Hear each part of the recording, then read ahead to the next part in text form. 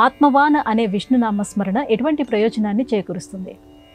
ఏషాం ఆత్మశరీరాణి నిరాసాధత ఆత్మవాన్ స్వే మహిమ్న ప్రతిష్టావాన్ ఆత్మవాన్ అద్భిధీయతే అని నిర్వచనం చెప్పింది నిరుక్తి.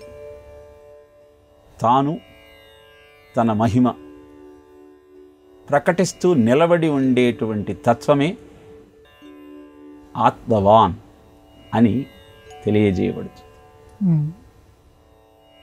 ఆ మహిమ ఎవరిది అంటే ఆ భగవంతుడిదే అని విష్ణు సహస్రనామంలోని 85వ నామంలో ఆత్మవాన్ అంటూ సకల చరాచర సృష్టికి ఆధారం ఆ శ్రీమన్నారాయణుడు. ఆయనే యజమాని.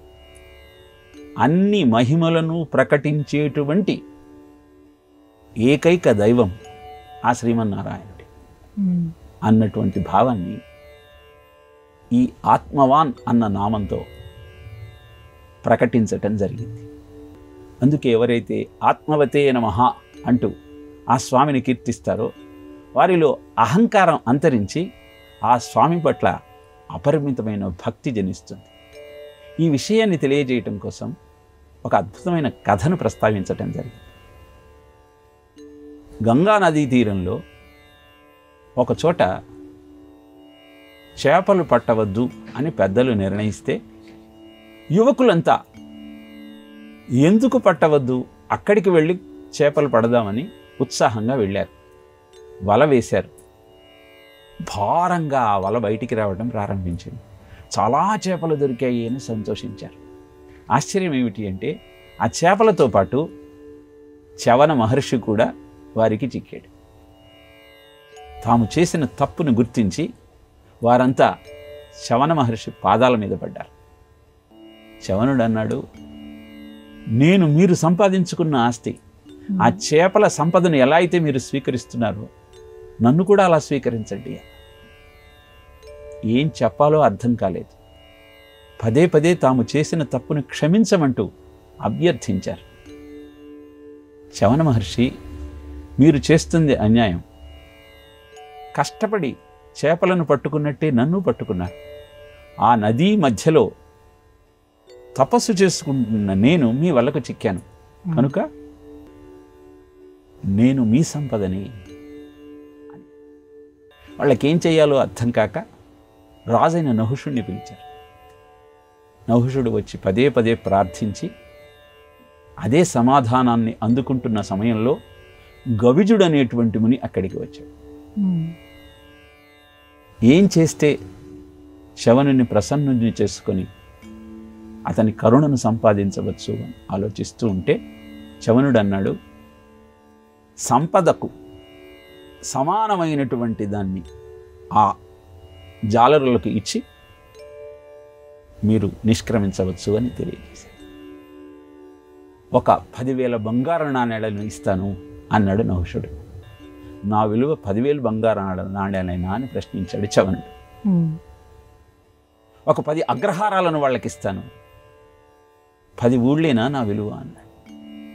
ఏం చెయ్యాలో తెలియక ఆలోచిస్తున్నటువంటి నహుషుడికి గవిజుడు సమాధానం చెప్పాడు. గోవు సాధువులతో, సత్పురుషులతో, మహామునులతో సమానం కనుక ఆ గోవును వారికి ఇచ్చి చవనుణ్ణి ఆశ్రయించమంటూ సమాధానం చెప్పాడు. గోవును ఆ జాలరులకు ఇచ్చిన మరుక్షణం చవనుడు మౌనం వహించాడు. కానీ జాలరులతో మీ సంపదను మీరు నష్టపోయారు అని వ్యాఖ్యానం చేశారు. అప్పుడు ఆ జాలరులంతా, స్వామి మీ కరుణా కటాక్ష వీక్షణమే మాకు కావాలి, ఈ గోవు మాకు అక్కరలేదు అంటూ ఆయనను 10 విధాలా ప్రార్థిస్తే అప్పుడు ఆ శ్రీ మహావిష్ణువును ఆత్మవతే నమః అంటూ ఆ నామంతో కీర్తించటం ప్రారంభించాడు. ఆశ్చర్యం ఏమిటి అంటే ఆ చేపలు, ఆ జాలరులు వాళ్ళంతా అదృశ్యమై శ్రీ మహావిష్ణువు సాయుధ్యానికి చేరుకున్నారు. కారణం సకల చరాచర సృష్టిని నడిపే ఆ యజమాని అయినటువంటి శ్రీ మహావిష్ణువు యొక్క కృప ఈ నామం చెప్పటం వల్ల ఎప్పుడైతే వారికి సిద్ధించిందో తత్వం ఏమిటో బోధపడింది, అంతా విష్ణు చైతన్యమే అన్న అవగాహన ఆ సామాన్యులకు పామరులకు కూడా కలిగింది కనుక వారంతా విష్ణు సాయుధ్యానికి చేరుకోగలిగారు. ఇలా అద్భుతమైనటువంటి ఆత్మభావన పరమాత్మతో ఐక్యం కావటానికి మీకు ఉపయోగిస్తుంది.